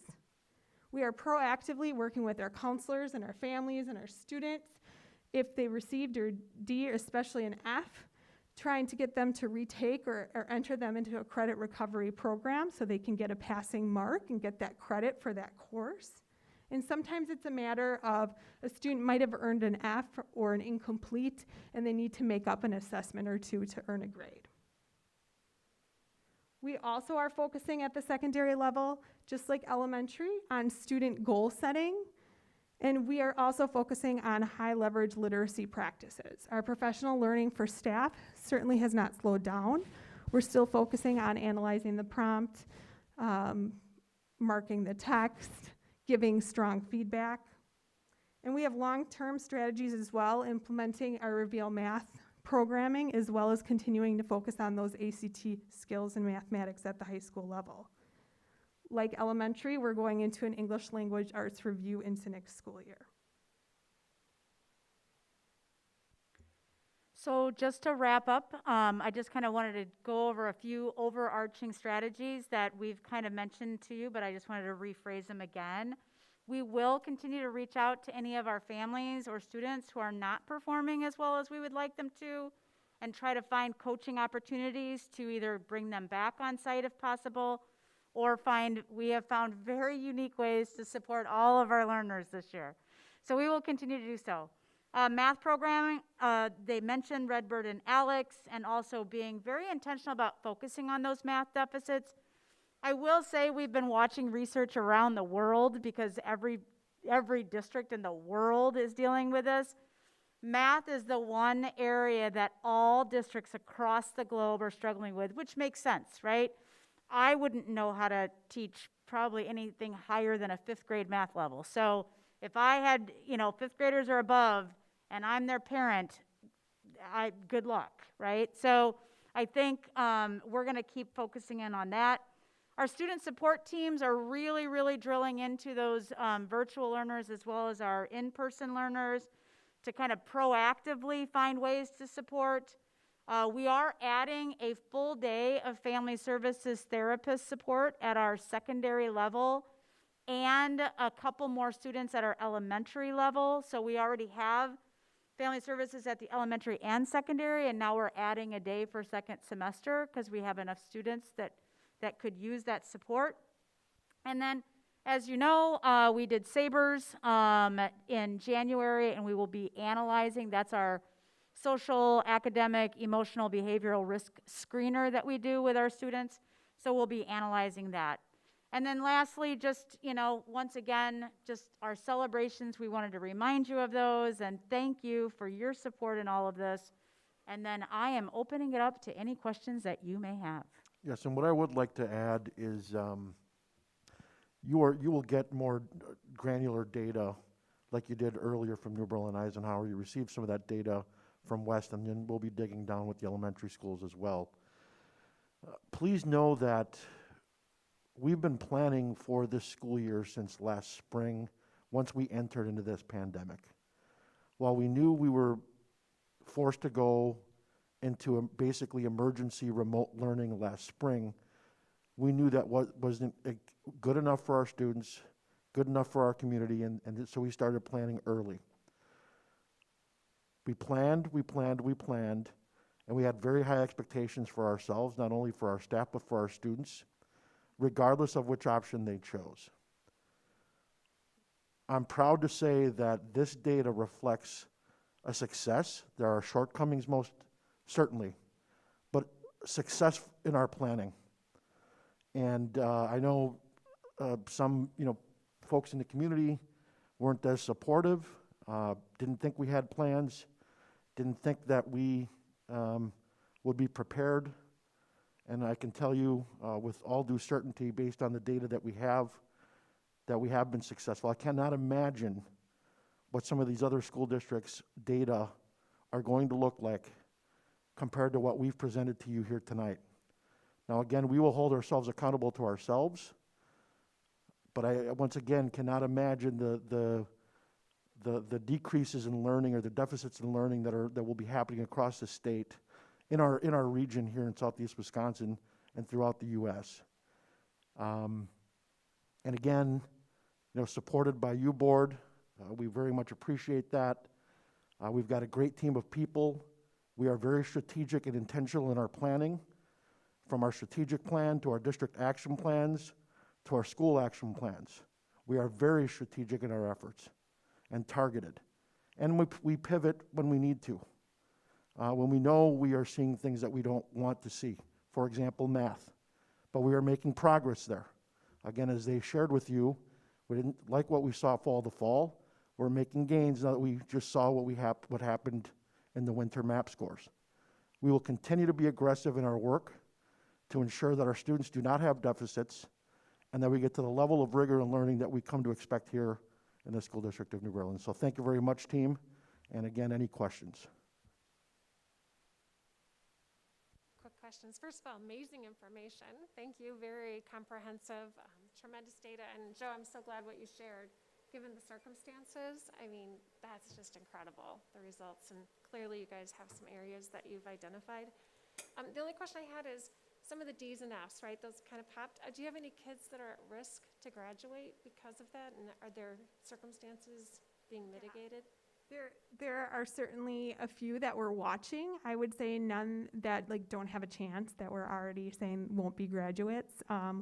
Both of our principals and our student support teams at both buildings get really creative on how to support students, as Dr. Sanders was saying before.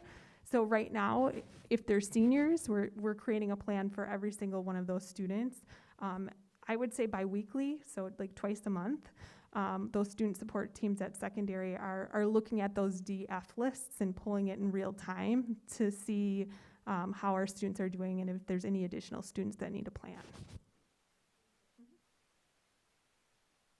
And I just had a question about the family services support. So it sounds like we've been able to ramp that up which sounds like there was a need for. I guess my question is, how does that all kind of work within the school? Like, are there referrals made by teachers or parents or all of the above or students themselves, or how does that work? So we have student support teams that meet in our buildings. And so a student may be brought forward because a teacher has tried a lot of different social emotional learning interventions, just like we have academic interventions for literacy and math. So students will go through a specific intervention. They'll be taught different skills to kind of help them navigate. It could be around anxiety. It could be problem solving. It could be different executive functioning pieces. And so when we progress monitor and we realize that a student isn't making gains with those types of interventions, then they start getting into small groups with their school psychologists. Maybe their counselors are doing some small groups at the secondary level. And when those things don't work and they've been progress monitored over time, that is when the student support team will say, you know what, this is a student that we call it like a tier 3 intervention. And so our tier 3 intervention for social emotional learning is family services. Now, there are times where a family will come to us and they will say, listen, we have some severe needs with our child and we can't, we don't want to pull them out of school to go see a counselor. They're already seeing a counselor, but we would love for them to be able to access something in school so that we don't have to come, take them to their appointment, and then bring them back. So sometimes those students kind of get into line in that manner as well, but we're really blessed that we were able to get the grant, and it's something that we will be applying for the next 2-year grant cycle. That's due at the beginning of May. And to be honest with you, our partnership with Family Services is so strong that even if we have to, we would be able to be creative on how to continue this with or without the grant. But that's sort of a brief overview of the process. Thank you so much. That helps a lot.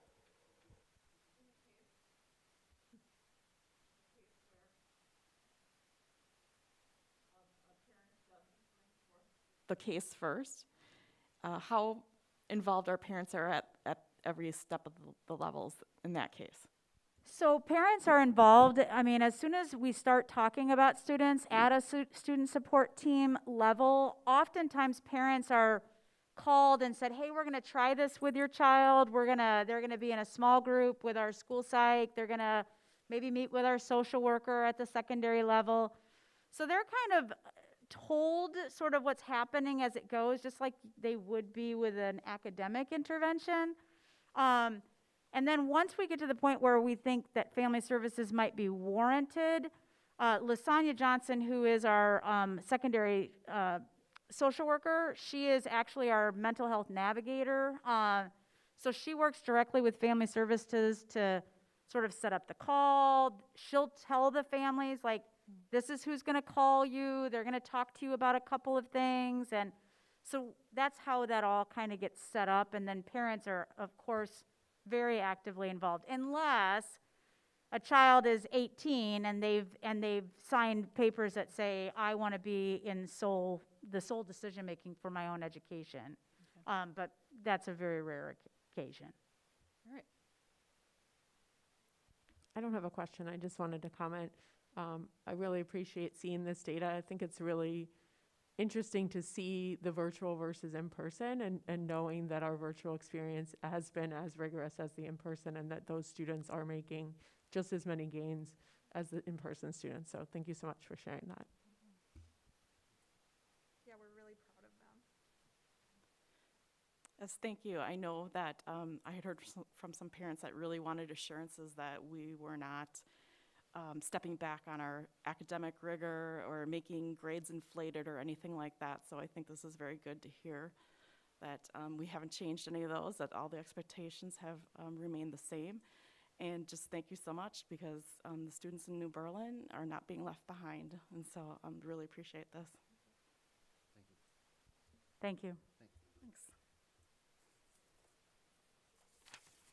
I'd like to add to that quick too.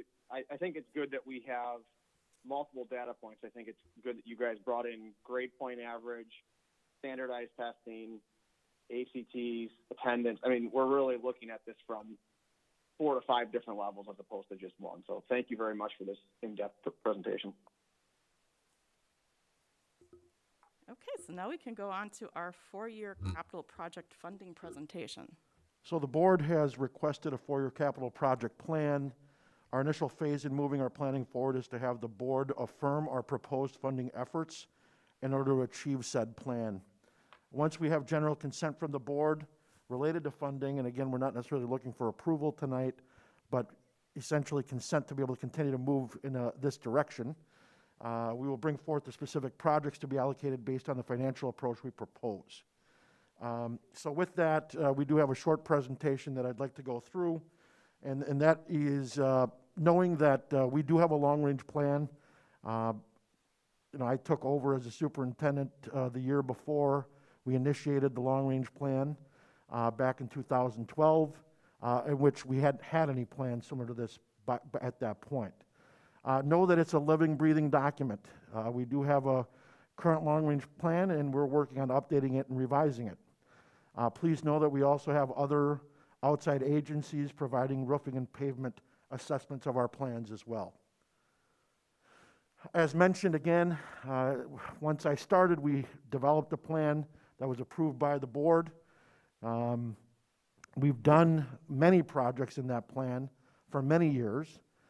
Funding for some of those years has caused us to hit pause, but despite those efforts, we continue to move our projects and our planning forward. So these are just some of the items that we've been able to address just in the last 18 months, which obviously the board should be very privy because everybody was on the board when these decisions were made. And thus we have a proposed financing plan. So the board specifically had asked that we start next school year with a $350,000 allocation in the budget, and gradually increasing until 4 years out, we were at $1 million in funding for capital projects. So again, that is our target goal. So then, what we wanted to be able to share is that based off of the debt refinancing that the board recently approved, we have dollars that would be able to provide relief and allocated towards those efforts. And again, you do have those numbers in front of you, but those are the specific numbers of deferred dollars that we'll have as a result of that refinancing. So then, it brings us to the next level of, well, how much more do we need in order to accomplish those goals? And so we're getting closer to that goal, but we're not quite there yet. Please know that we currently do already spend dollars in the capital budget for capital projects. So at the next board meeting, for example, we do have some awnings over at New Berlin West that need to be done, and we'll be bringing those forth to the board. Obviously, we've shared that with the facilities chair, Mitch, as far as, this is where we kind of landed, and then bringing that to the full board for approval. So again, we would just allocate and continue to increase or add those dollars based on what we currently already budget. Please know that the $150,000 amount is a very conservative amount, but we just wanted to, again, for the sake of getting through this, this exercise of how are we going to fund it, that we at least start there. So now we're getting even more closer to the goal. At least over the course of the next couple of years, we're well within reach. And then, as you get out to year 3 and 4, when we're looking at $750,000 and $1 million, certainly we're a little bit further out. So what I'd like to have you note is that there are a couple of things that we can do moving forward that we haven't been able to do simply because of the tight budgets that we've had, is that we currently have 3 rotations of Chromebooks and iPads for our students. And so, what we didn't want to do is have every grade level every year have to be purchased or leased. And so, in working with Patrick, we've been able to smooth that process out so that we have basically one cycle is about 1/3 of the devices that we need. The next cycle is about 1/3 of the devices that we need. And then that third cycle is, again, a third roughly of the devices that we need for our students. Now, please note that, again, because of budget situations, if we are able to actually purchase in these cycles, so like as I'm sharing with you right now, this line item here is basically one cycle. If we're able to purchase said devices, we are actually able to save $250,000 for the next 3 years. Then, again, now we're starting to meet our budget as we've proposed for these capital projects. And in fact, I just want to point out that in FY22 and FY23, we've got a surplus that we could actually put toward the shortfalls that we have in FY24, and then eventually the big one, FY25, which we're striving to get to that $1 billion. So then that brings us to the next cycle of student devices. And again, if we purchase those devices, we're going to see, again, another drop in cost. And again, if we're being very strategic of it, somebody may ask, well, Joe, what's going to be different than our budgets to allow us to purchase rather than to lease? Well, the biggest X factor for us is that we have already spent dollars allocated for COVID that we needed as a result of COVID and COVID relief. But we have yet to get the second allocation of ESSER funds. And so we're basically, what we want to do is strategically utilize those ESSER dollars on dollars that we've already spent on COVID stuff. It will be surplus dollars that we can apply in this manner. So that's what will allow us to purchase rather than to lease, and to see these decreases in cost for those 2 cycles. Now, mind you, we were only tasked to go out 4 years, but again, we would be seriously considering once again, could we in fact do that for that 3rd cycle and now experience another roughly $250,000 in relief? And so essentially, at the bottom of all this, we are at the request of the board to get us to where you want to be. We're starting with $350,000 in capital projects. Again, if you go to the top target line, the target goal, $350,000 next year. We chose to ramp up to $500 in that 2nd year, to $750 in that 3rd year, and then eventually, as the goal for the board was $1 million, we are able to get to that goal and beyond, we believe. Now again, another X factor that comes into play is, what are the biennial budgets going to be? And so I want to kind of go to the next slide here and talk about fund balance. Mitch mentioned earlier that we saw a significant increase in our fund balance as a result of mainly COVID, another good year in healthcare, and again, we came in under budget. And so a responsible thing to do is, yes, you want to have a healthy fund balance, but you also don't want to have those dollars just sitting there. Those are taxpayer dollars. So we got to put those to use. And so our recommendation would be that should for some reason we get shorted in the biennial budgets, at least this next one or possibly the one after, consider using fund balance. Now again, I don't think we necessarily have to rely on it, because the things that we are able to do aren't necessarily reliant on the funding that we're getting from the state. But if there is a significant decrease, we would certainly request the board to give serious consideration to utilizing fund balance to cover those gaps in this 4-year plan. And again, just as a reminder, fund balance is a moment in time calculation, at the end of June, and not necessarily cash available, but it does allow for cash flow purposes. So what's next? We need your blessing. Should we continue to move forward in this direction? We'll continue to look at the long-range facilities projects. We'll map out which projects could be completed under certain funding and when. Now, what I will say is there are some gray lines from year to year, because it depends on which projects you do. To be able to say we're going to stay at, say, $350,000 the first year, that's our goal, and we'll allocate the dollars for it. But I may have to, like if it's a $400,000 parking lot, then I may have to wait until I can get that 50,000 from that next year to get that project done. And so, again, we'll map it out, and we'll try and get there, but at least you'll know exactly what we're looking to do within that long-range plan with the dollars that we have. And we're going to be bringing those projects to you for approval. Now, again, it's just going to be, approval, high level, things change, things fluctuate, but at least for our planning purposes, is, for us going out to bid, we at least have a general idea of where we want to go with things.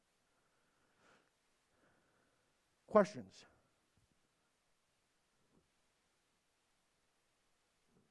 I don't know if I have a question. I have a comment, though. This is excellent to see it all actually down on paper and where it's coming from and how the tech falls into that as well. So if you're looking for like approval of direction, absolutely. I mean, again, not sure what the projects are as we move forward, but like from an outline, this is outstanding from my perspective. Yeah, I would agree. I feel like one of my goals on the board since I joined has been kind of the long-range planning and making sure that we're not forgetting about all of these facility needs that we have. So I feel like it's exciting to finally have the beginnings of a 4-year plan in place. And obviously we'll get to some of the projects as the next step, but I think this looks pretty good and very feasible with minimal, or no, basically, impact to students and learning. So that's awesome. And I would just echo those sentiments too. Joe, I appreciate it that you have sort of taken it upon yourself to sort of ramp up that target goal over time, because we're definitely needing that. And that's a really good goal, I think, to set for the district moving forward. And, as Kate was saying, so that we don't negatively impact our programming and our overall education at the expense of our kids, which I don't think ever want to do. But these facility needs are real pressing needs. And if they crumble beneath our feet, then that's not good for our kids in our buildings either. So it's good that we have an eye towards all of those competing interests. And I think that this ramping up of the target goal is really going to be critical to addressing our ongoing facilities needs. So, and then I know we'll get into the thing I'm curious to know more about, and I know we'll talk about it in the facilities committee meeting more specifically, is just kind of how do we leverage that Fund 41 and capital planning, budget area to kind of keep these funds allocated towards these items. So. Yeah, and I think what we will do is between now and maybe either the next meeting or the meeting after, we'd prefer not to have that discussion at the committee level. We'd prefer to have it at the full board level, just because now you're, is it facilities, is it finance committee, is it, which committee is it?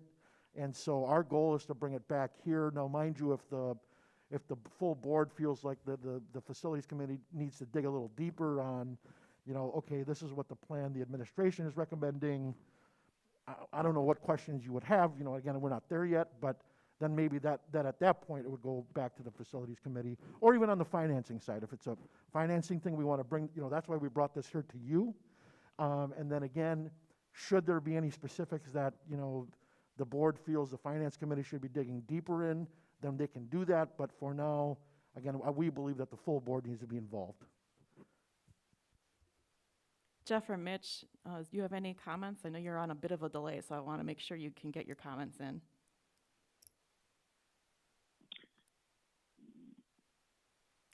Yeah, this is Jeff. I just want to thank Joe and Patrick for the thoroughness of this. Once again, we give you a task and you knock it out of the park.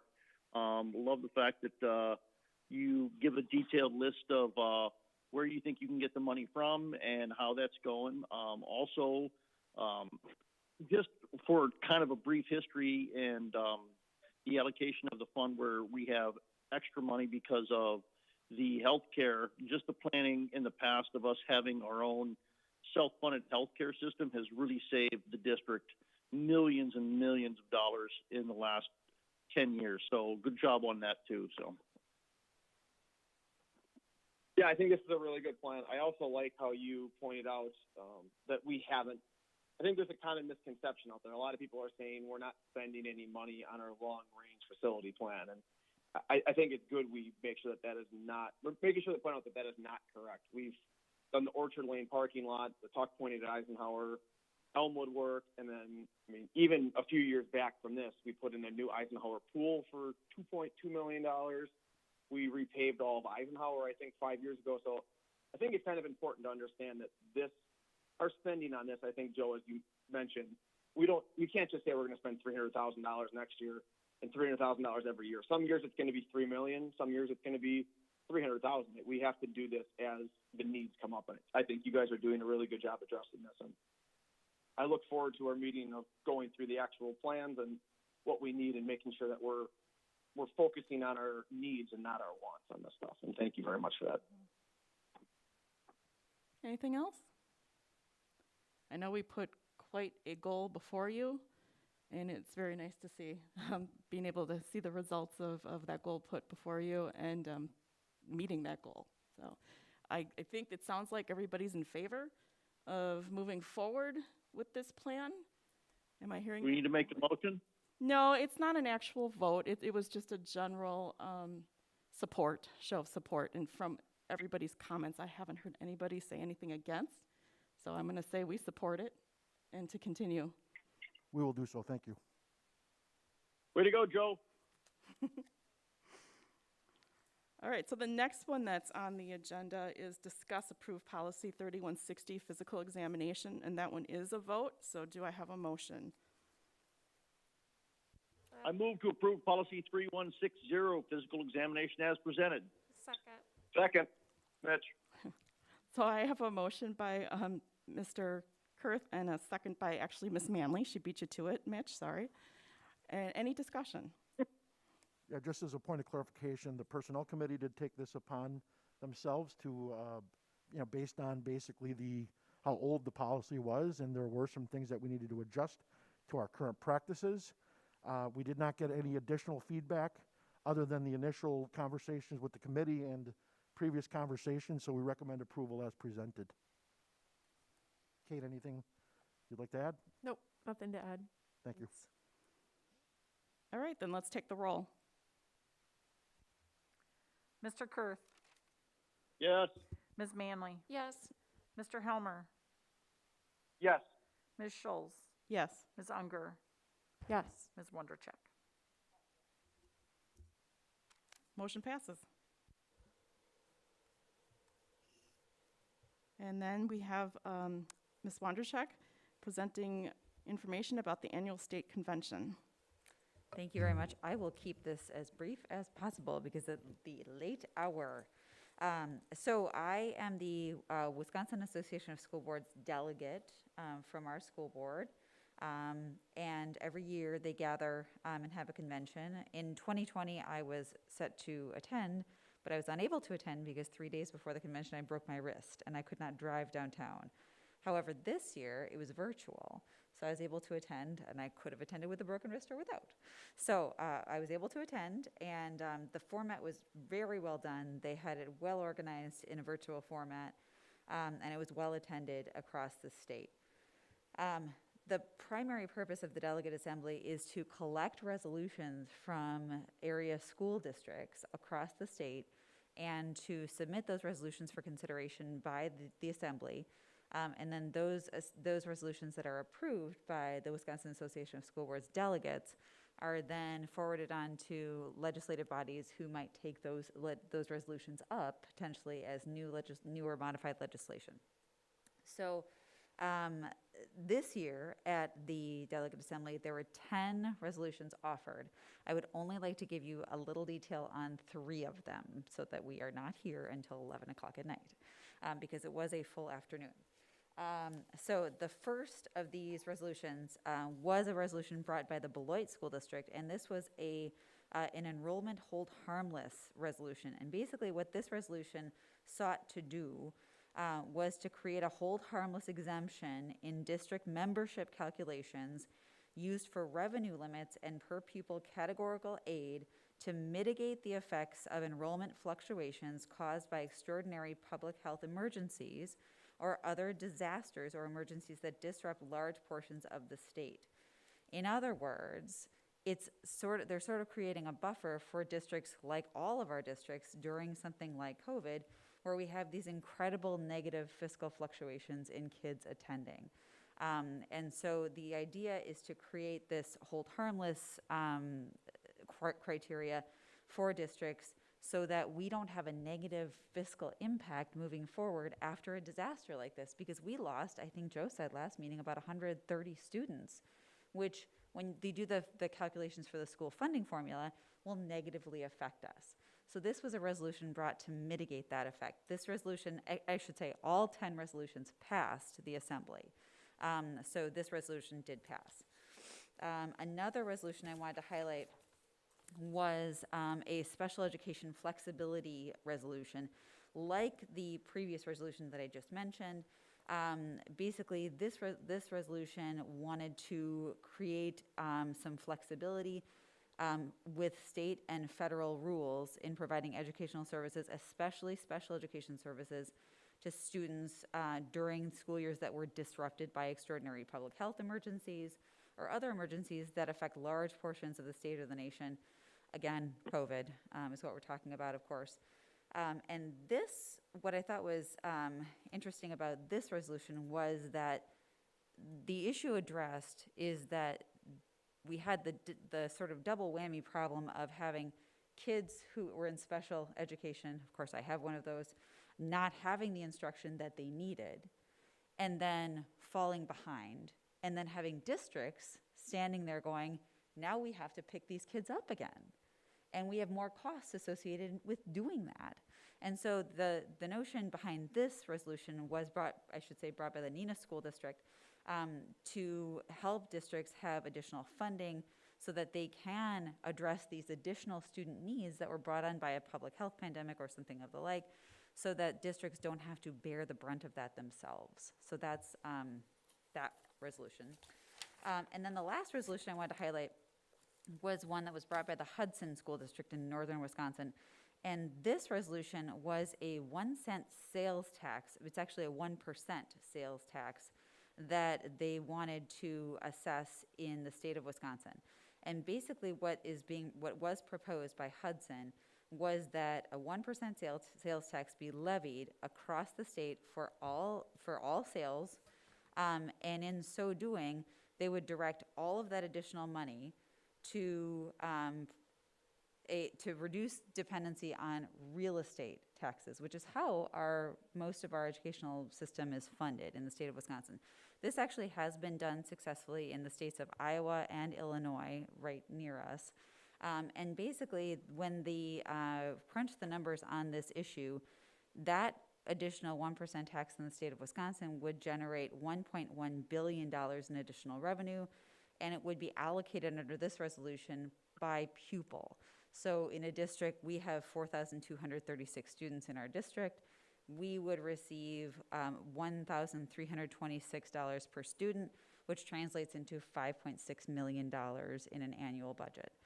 I don't really think there's an appetite for this at the legislative level, but that being said, it was remarkable to me that was a 1% sales tax could generate that sort of revenue for schools in the state of Wisconsin. The benefit of doing it that way is that reducing the dependency on real estate taxes are a more regressive tax and disproportionately affect the poor who hold property, and their property is taxed at a much higher level than those who have very expensive properties proportionally. So it's a more progressive way of taxing to deal with sales tax than it is to deal with real estate taxes.